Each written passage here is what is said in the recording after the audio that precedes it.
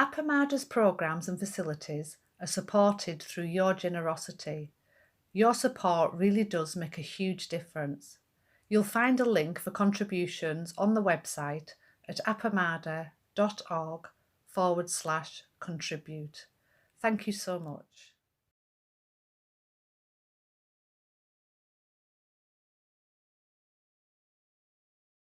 Okay, good morning, everyone.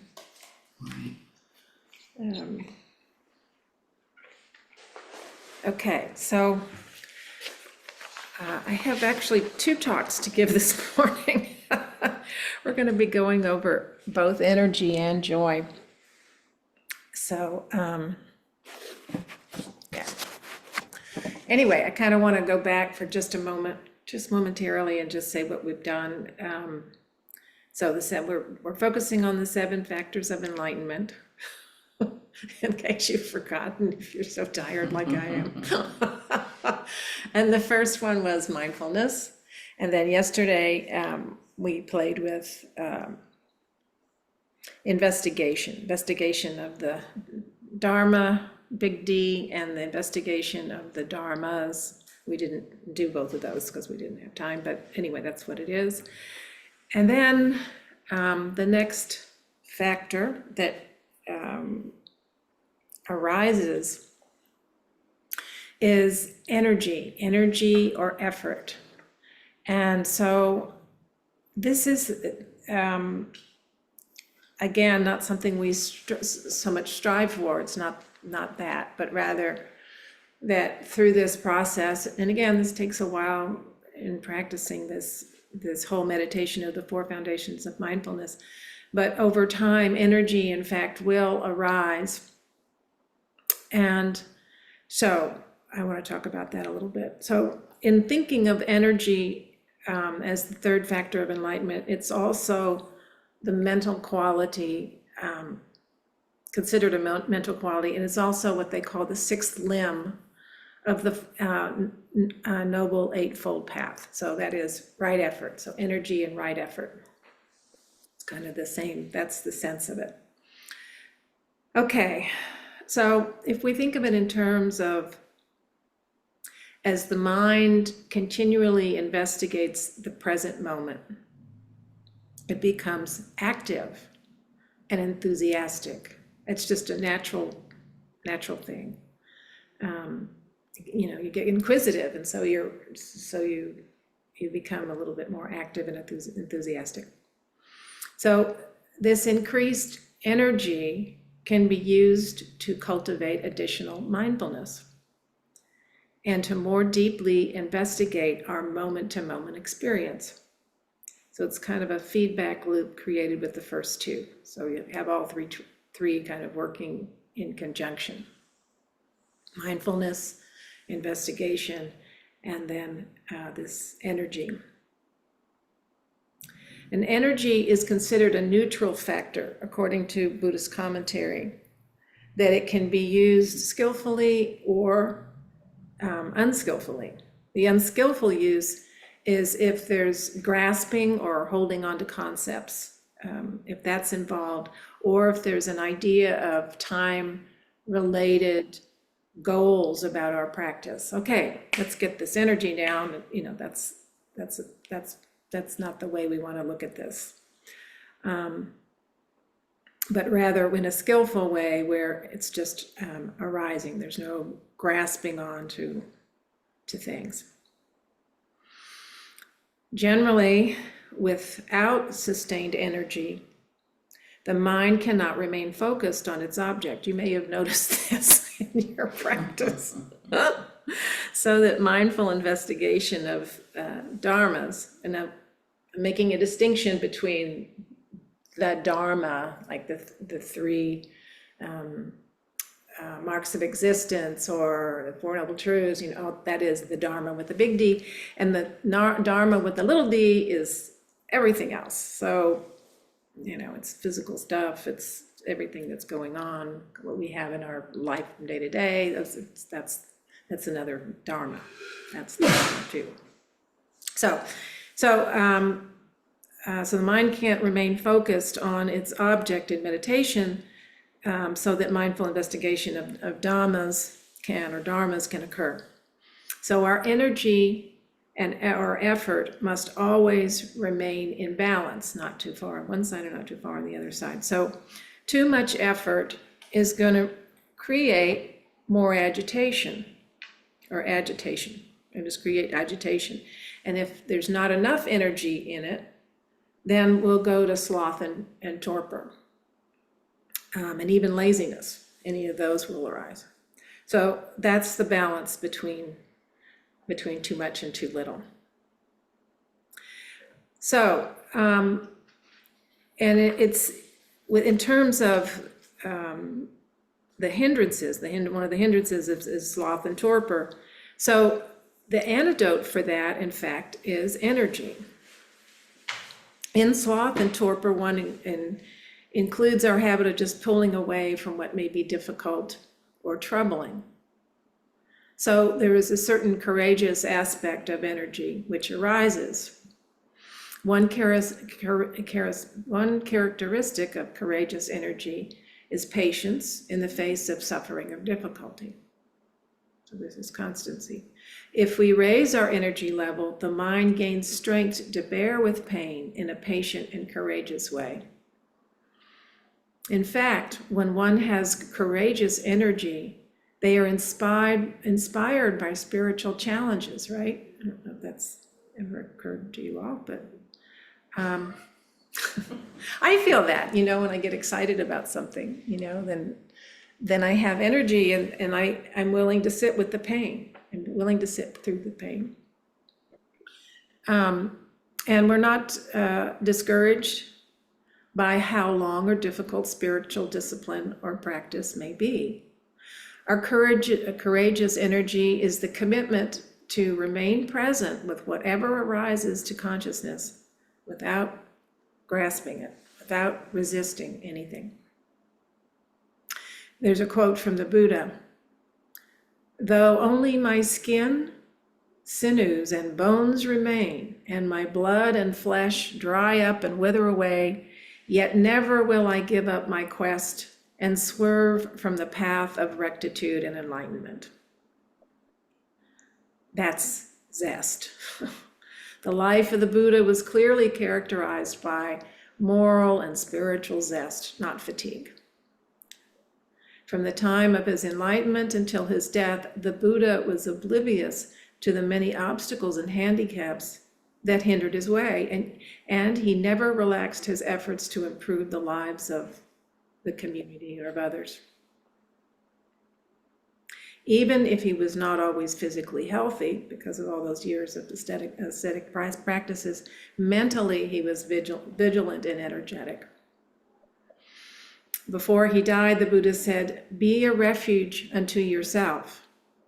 He made it clear that everyone must be heedful, walk the path to freedom for themselves. The person who is mindful and cultivates keen investigation needs to put forth the effort until liberation from all forms of suffering is realized. So in this way, the Buddha is demanding his followers acquire self-reliance. This is really important. This is part of that energy aspect.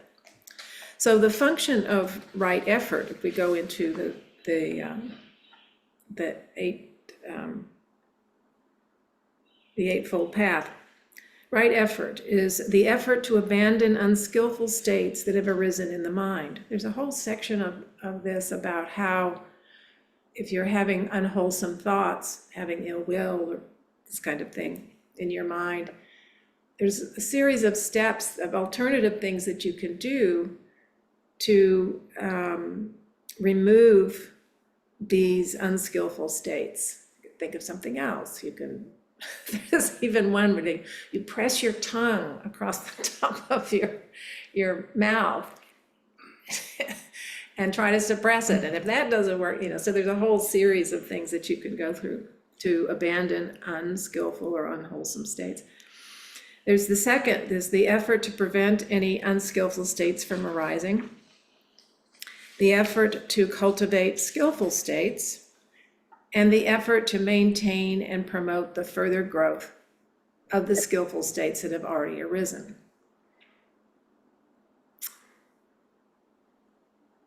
So cultivating the right amount of effort must be approached with great mindfulness. Effort becomes unskillful in our practice when there is forcing of the mind to make something happen, such as pushing to realize insight. I gotta get this, I'm supposed to have insight now, and pushing for that. And it just gets us more uptight. It doesn't work that way. Or trying to get into a deep state of concentration. Effort is skillful when the mind is relaxed and not filled with these spiritual goals or expectations. And if you think about it, can you just feel in your body the difference between those two energies of striving to have something happen as opposed to relaxed and letting something arise? So we cultivate the right effort in our daily meditation practice. So we learn to let go of expectations about the fruits of our practice and develop patience. And, I mean, this practice is a lifetime. It's for a lifetime. So there's no need to grasp at ideas or of how our practice should be. Right effort is not striving, as I said. It is the effort to be present with whatever is presently before the mind. And the Buddha made an example of tuning a lute in terms of right effort. So when the strings are too loose, the lute doesn't produce music. So that's the sloffer and the slothful and torpor. When they're too tight, then they can snap and break. So too much or too little doesn't work. Thus, those on the path need consistent energy and fixed determination. So it's a matter of determination, not striving. Energy is steadfast. It's a quality of heart. And it's interesting. I read somewhere else that it was a quality of, no, it was joy. That's what it was. Okay, never mind. Steadfast, quality of heart. That's a curious thing. So it's not stubborn, as I said, no mind, time related thing. Energy leads toward contentment and peace, the heart quality. And joy comes up next. So this is what happens. It's a natural thing. So it's not an self-improvement project. It leads toward contentment and peace. Energy develops patience, as I said. And again, this is a heart quality. Okay. So we're not waiting for enlightenment and insights. That's not what we're doing. We're allowing it to rise. So it's important to remember we're talking about energy as an enlightenment factor. That's what we're talking about, enlightenment factor. In general, any amount of energy we apply to investigation will yield corresponding results in our life and practice. Nice to know. Sometimes we read the Buddha's words and feel discouraged if we don't measure up to his example. A bit of a, yeah. His effort, of course, was meant to inspire us and not to frustrate us in our efforts. And you might think of, or consider that discouragement in actuality is self-related. So we've kind of gotten off the path in that respect, in thinking of discouragement or going the route of discouragement. But if we remove the time-related expectation, again, the discouragement disappears, or tends to. You might kind of play with that in your own mind when you're sitting. So, I think there's some more I could say about this, but I'm afraid I'm never going to get to joy, so I'm going to stop now. And just want to say that I'll just say this quickly, there are some analogies of, there's a launching effort which gets us started. It's the beginning of the day, the beginning of each practice period or at the beginning of a retreat, there's a certain energy that comes in. That's just natural. We get kind of nervous. It seems like nervous, but it's energy that's coming in. The second one is liberating effort, which is an extra boost of energy that is needed when you're, for example, having pain or difficult states of mind. So that's the liberating. And that may come from when a teacher encourages you, or from when you talk to yourself in an encouraging way. You encourage yourself.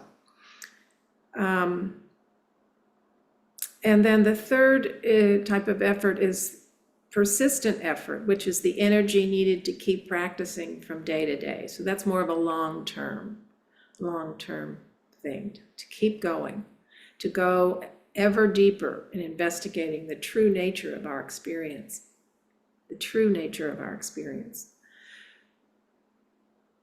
And I'll just throw in terms of the 3 marks of existence, impermanence, dukkha, and no self.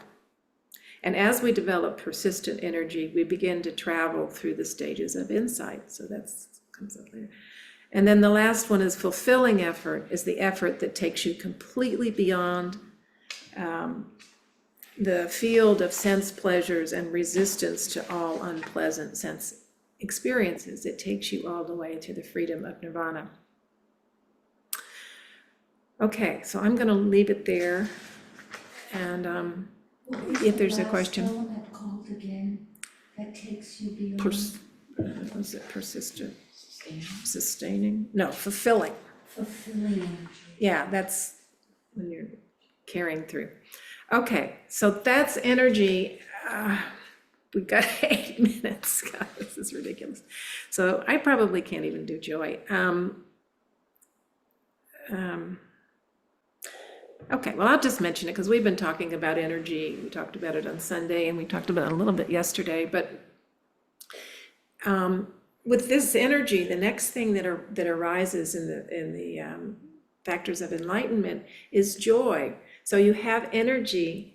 Joy is also considered a energizing energy. So that if you're again with sloth and torpor, bring joy in, and there's energy to that, and it helps that get out of that hindrance. So this was blowing my mind. So this is the 4th enlightenment factor, rapture or joy. Rapture doesn't, I don't know, that throws me off. That's a word that I have difficulty with. But it says here in the discussion of joy that it's a mental property, which all of these factors are. But it just threw me because I would think it's a heart thing, but it's a mental state. But anyway, so, and it's a quality that suffuses both the body and the mind. And so you know that, right? And you can feel joy, and then you feel the energy associated with joy. So I guess that's the body part too. Anyway, the person lacking in this quality cannot proceed along the path to enlightenment, according to the Buddha. Interesting. Instead, if they don't have joy, if that's not arising, a sullen indifference to the Dharma will occur, and an aversion to the practice of meditation, and morbid manifestations. They weren't specific as to what these morbid manifestations might be, but it's not good if we don't have joy, bottom line. Therefore, it's very necessary that we strive to attain, not strive and pushing striving, but that we attain enlightenment and final deliverance from the fetters of samsara, that we should endeavor to cultivate the all-important factor of joy, to develop that. No one can bestow on another person the gift of happiness.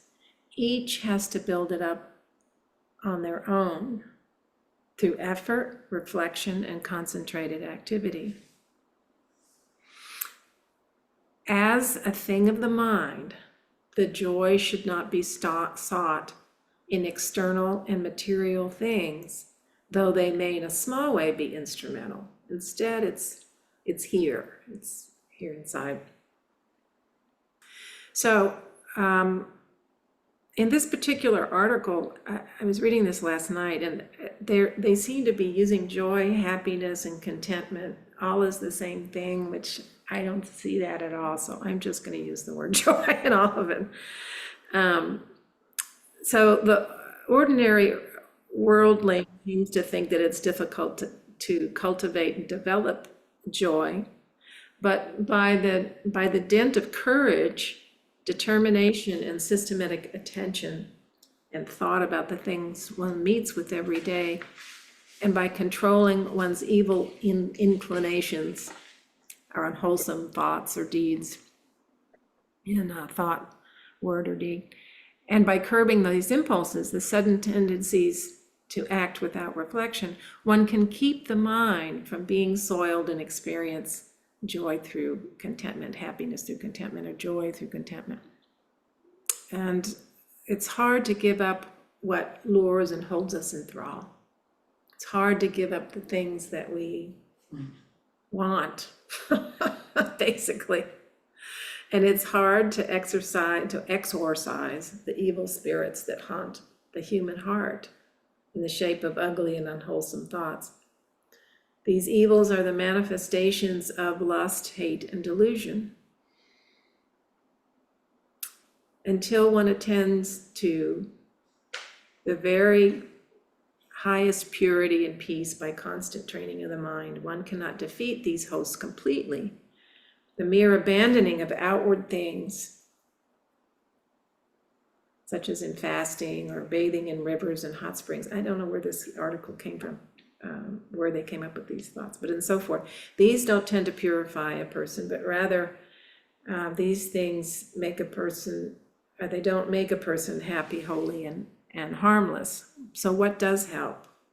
Well, on the Buddha's path of purification consists of morality, meditation, and insight. So that's sila, samadhi, and panna. So when discussing joy, we must bear in mind the vast difference between pleasure and happiness.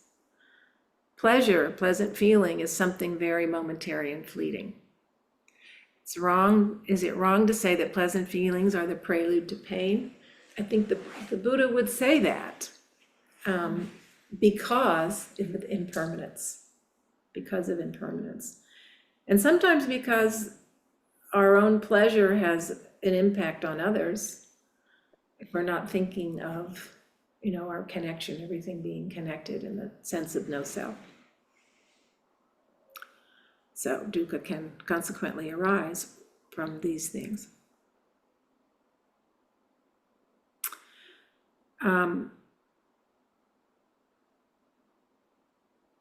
So in this sense, the desired is no longer there when the outstretched hand would grasp it.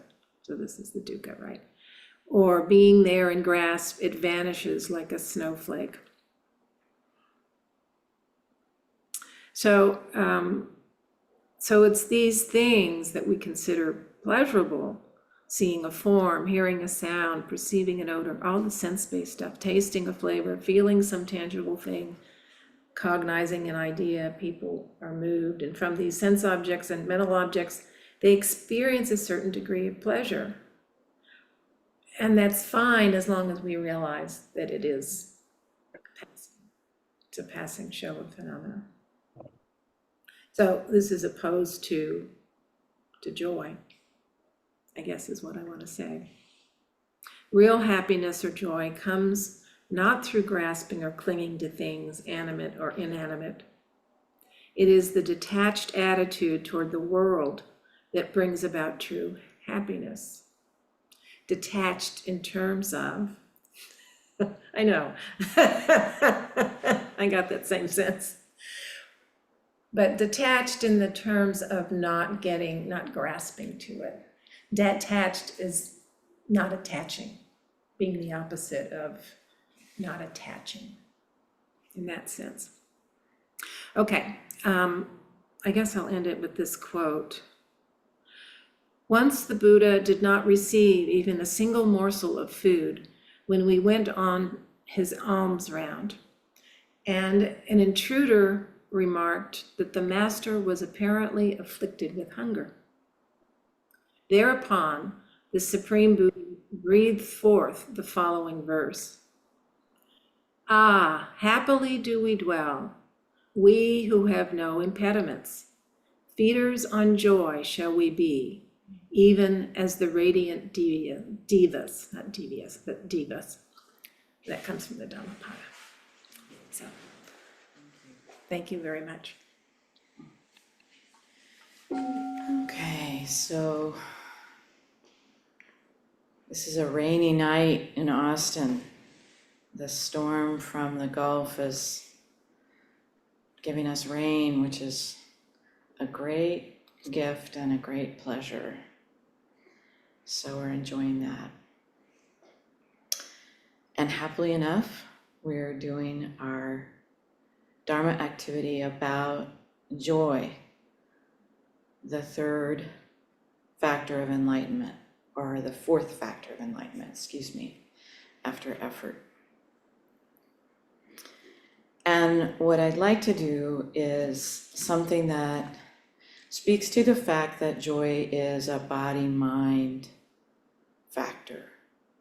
So I know Laurie talked about that a bit this morning, saying that she had read that it was a mind factor. And then I was listening to something later today that was saying it's a body-mind factor. So I thought, okay, we'll just go with both of them because it seems to definitely have a feeling component, definitely have a bodily part to it, but also it is involved in mental activity.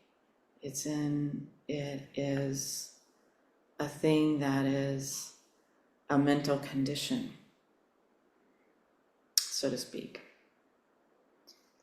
So I wanted to read a guided meditation that encourages the joyfulness and how we can make room for joyfulness to emerge. So let's start and take a few minutes to intentionally find a posture in which there's as much ease as possible, as much softness as possible, but also a deep awareness of touching the ground, the balance, the steadiness, the calmness of touching the ground. Allow your eyes to close or your gaze to fall. Begin to gather, to collect your attentiveness and the thoughts and the busyness, the images, the stories. Collecting all this, gather your attentiveness and settle into this moment. Inhabiting the body with mindfulness. Inhabiting the mind with mindfulness. Inhabiting the in-breath and the out-breath with sensitivity.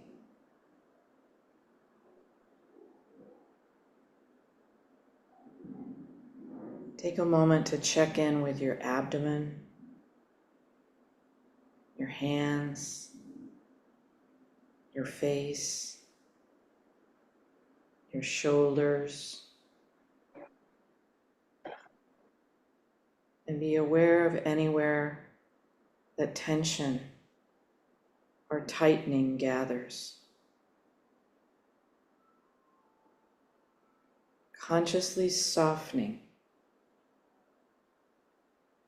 easing inwardly. not demanding, but bringing a kind and curious attentiveness.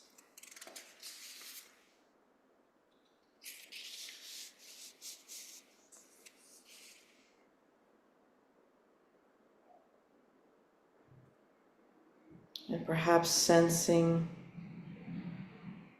and becoming aware of the pleasantness present within this moment.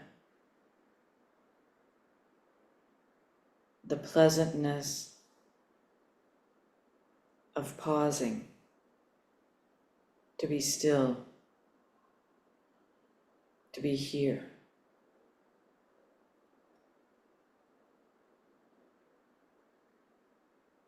Checking in with your body, sensing anywhere in your body of this moment where there's a pleasantness of feeling tone, an easeful feeling tone. It might be in the touch of your lips together. It may be the sensation of your feet touching the ground. It may be the slight pleasantness of the sensation as your hands touch each other or touch your lap.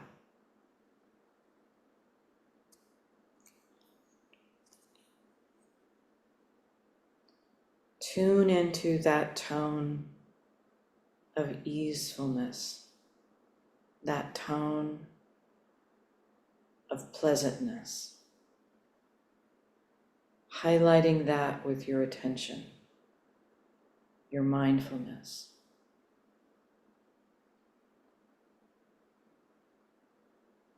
Sensing whether you might be able to expand the perimeters of that area of pleasantness.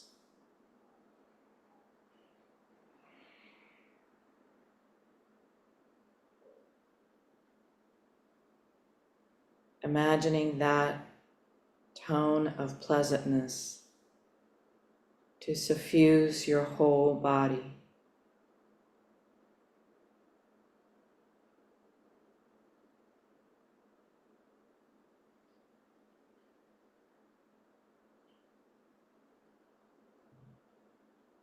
Tune your attention to listening to the range of sounds happening just now.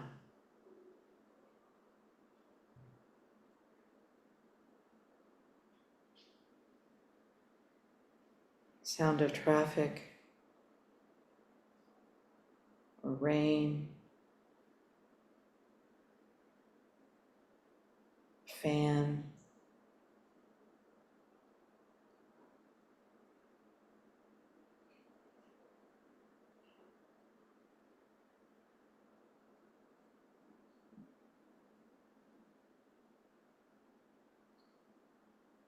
Sensing what it is to attune yourself to that which is lovely. Bringing to mind quite intentionally something that has gladdened your heart, gladdened your mind this day.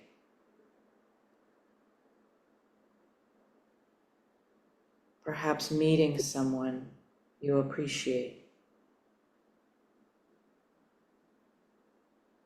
Celebrating laughter. An act of generosity. A kindness. Seeing what it is to hold that recollection within the field of your attention.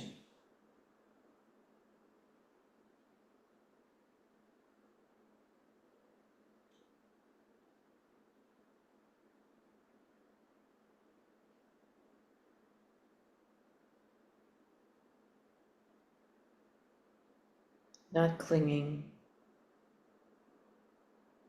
not grasping, but simply exploring the landscape of gladness,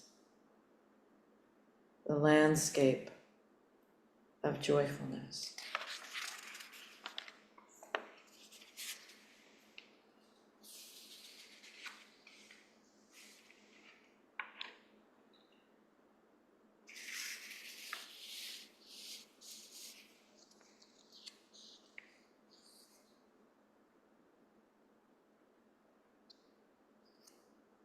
Letting yourself rest within a quality of easefulness,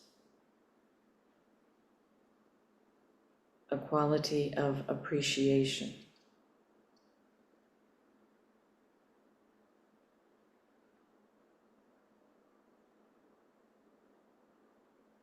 Coming back to the body.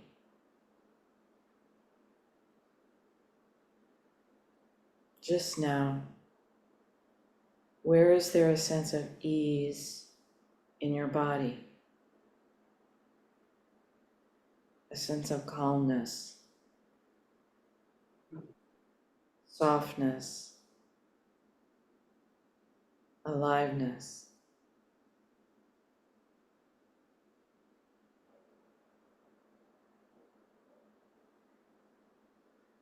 Allowing those sensations to expand,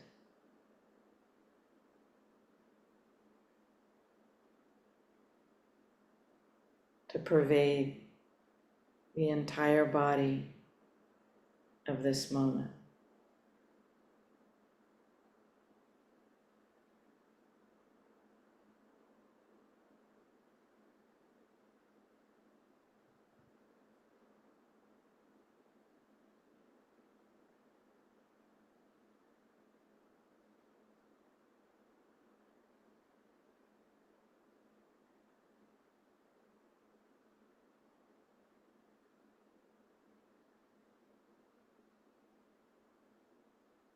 Returning to the landscape of the heart-mind.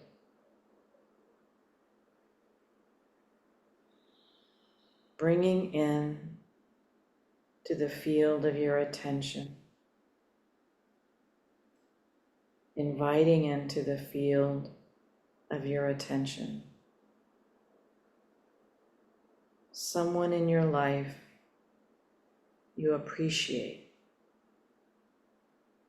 for their kindness, their support, their generosity.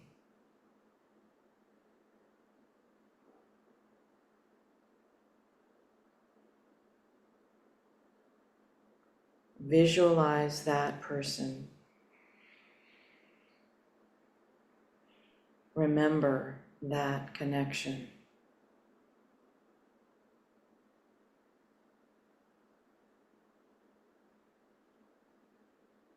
Tasting a sense of joyfulness, gladness,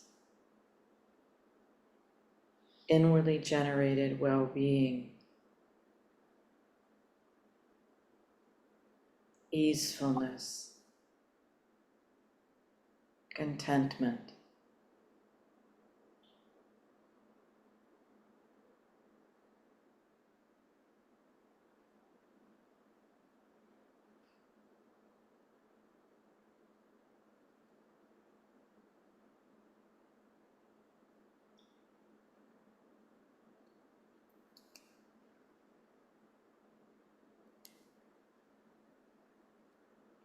Take a moment to consider what asks to be appreciated within yourself,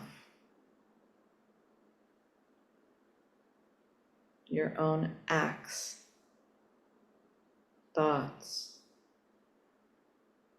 and words of kindness, generosity, courage, dedication, care.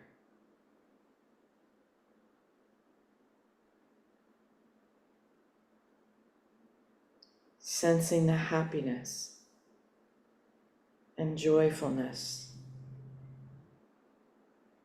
within that appreciation. The gift of joyfulness.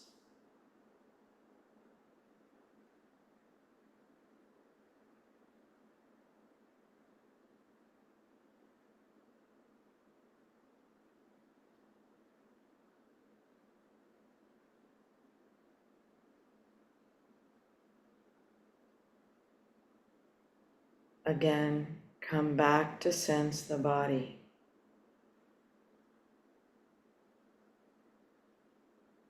Allow those qualities of ease, warmth, joyfulness to pervade the whole body.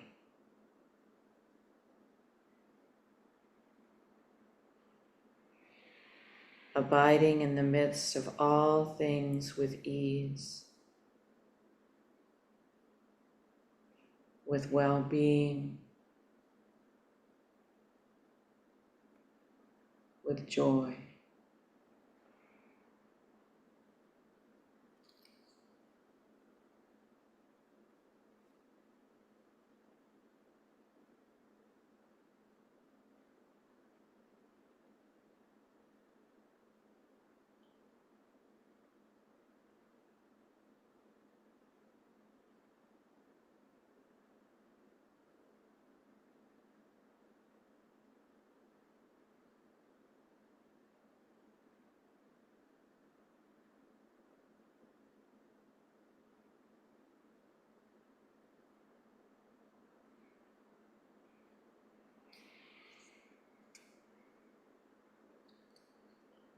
At the sound of the bell, bring yourself back into the room, into this place.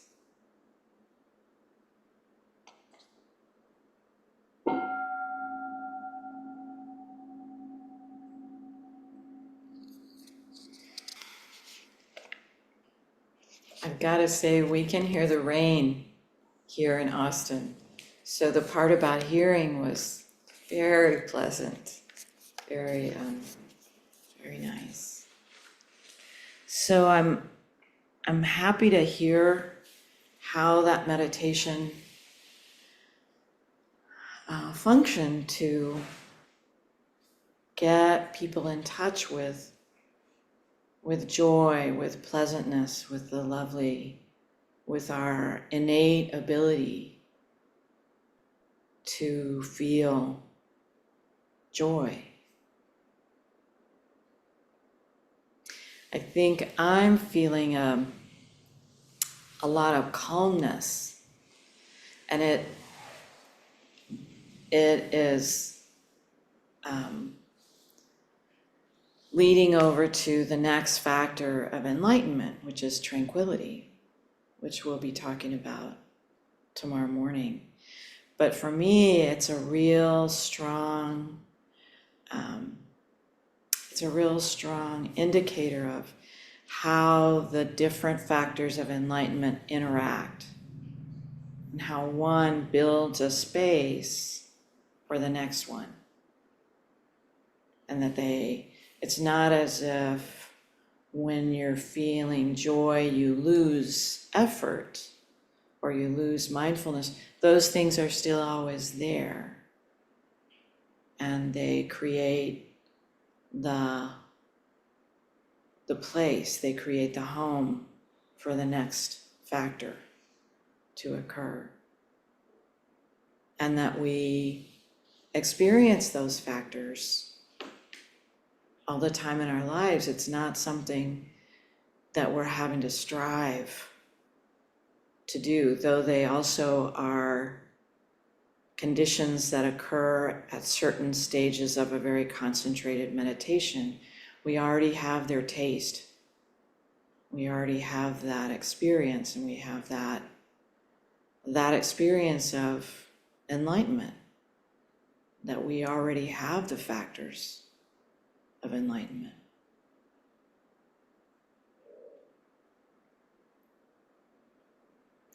Sandra. Thank you, and it's really, I was feeling very, I can be tapping with the part of joy in myself. No, so what I was, when you were start talking, suddenly came to me. It's like I don't need to wait for something to happen or looking for something to have the joy. Because joy is there. It's like you say, it's like building up this personal alignment, it's building this container. Yeah, so I really very fascinated to separate things, because all this happening, but it's like putting, mindfulness, effort, and now joy. Yeah, so really, I really appreciate that. To tap in with that. It's very, very subtle. Mm. And it happens all the time, like you say. And it's very subtle, but it's there. So I really appreciate that. Thank you. Yeah, thank you. Yeah, I like the line in this meditation about just the pleasantness of this moment. Just the pleasantness of feeling your hands on your legs. That you're right, that's always available.